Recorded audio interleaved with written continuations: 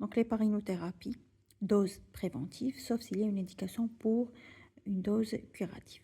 Autre chose, c'est la restriction hydrosodée. Donc on ne fait pas un remplissage chez un patient qui est orthopnique. Donc il faut faire très très attention parce que qui connaissent l'urgence. Parfois il y a des sujets qui sont dyspniques et il y a plusieurs diagnostics différentiels euh, avec l'OAP. Et si tu n'as pas vraiment fait un diagnostic qui est très précis et sûr, il ne faut pas faire un remplissage chez quelqu'un que tu penses, par exemple, que c'est une simple DMV, euh, une attaque de panique, par exemple, ou autre chose, alors que tu n'as pas fait l'auscultation, tu n'as pas fait un bon interrogatoire pour préciser si peut-être c'est une OAP.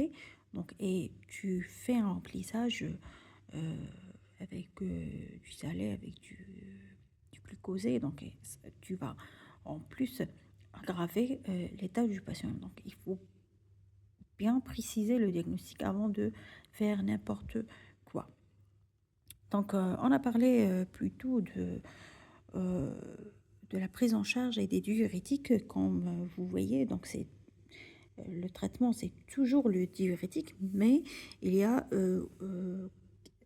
des différents cas selon l'état du patient. Donc, on va voir si le patient est en choc cardiogénique, c'est-à-dire en hypotension, il est déjà cardiopathe et vous voyez des chiffres tensionnels qui sont bas.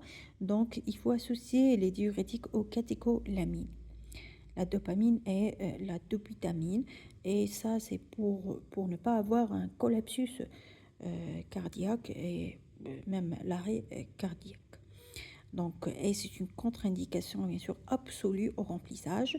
Le cœur n'arrive pas à pomper le sang et c'est la cause de cette OAP. Donc, c'est une contre-indication absolue au remplissage. S'il y a une poussée d'HTA qui est associée à cette OAP et qui est la cause ou la conséquence de cette OAP, donc on ajoute les dérivés nitrés, comme la trinitrine en IVD. Et puis, on peut utiliser la seringue électrique si c'est disponible. Et on va associer plutôt les inhibiteurs d'enzymes de conversation pour contrôler l'HTA de ce patient. Donc, si la pression artérielle elle est conservée, donc on n'a pas une poussée, on n'a pas un choc cardiogénique, donc on ajoute la spironolactone et l'IEC pour conserver l'état de patient si les diurétiques ne sont plus efficaces ou, ou on n'arrive pas à contrôler l'état du patient. Donc, on peut donc ajouter la spironolactone et les inhibiteurs d'enzymes de conversation. Et autre chose qui est généralement après stabilisation du patient, bien sûr, il faut toujours chercher le facteur déclenchant de cette OAP. Donc, il faut préciser que l'OAP peut être d'origine cardiaque comme elle peut être d'origine lésionnelle pulmonaire. Donc, généralement, elle est d'origine cardiaque. Donc, on va parler des facteurs déclenchants d'origine cardiaque. Donc, la CFA, généralement, c'est la cause la plus fréquente. Elle est contrôlée par la digoxine, plus ou moins un choc externe électrique. Ça dépend la CFA, le rythme. Et est-ce qu'elle était connue sous traitement ou non? Et la deuxième cause, c'est l'IDM.